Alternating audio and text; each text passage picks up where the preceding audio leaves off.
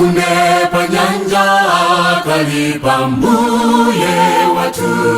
mulichikondi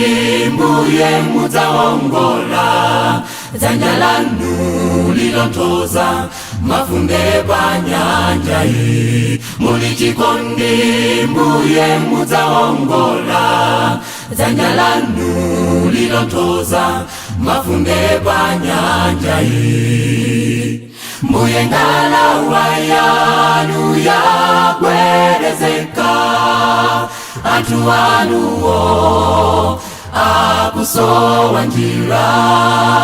mbuye tomtozani mafunde panyanja hii kuti anafe tikale mtendere mbuye ngalawa yanu yakwerezeka atu anuwo akusowa njira mbuye tomtozani mafunde panyanja hii kuti anafe tikale mtendere ngakhale mafunde panyanja ngawombe tsiku lina mbuye adzatontoza kuti anafe tikale mtendere ngakhale mafunde panyanja ngawombe tsiku lina mbuye adzatontoza kuti anafe tikale mtendere mbuye ngalawa yanu yakwerezeka atu anuwo akusowa njira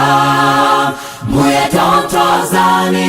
mafunde panyanja hii kuti anafe tikale mtendere mbuye ngalawa yanu yakwerezeka atu anuwo akusowa njira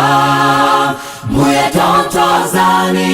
mafunde panyanja hii kuti anafe tikale mtendere kuti anafe tikale mtendere kuti anafe tikale mtendere kuti anafe tikale mtendere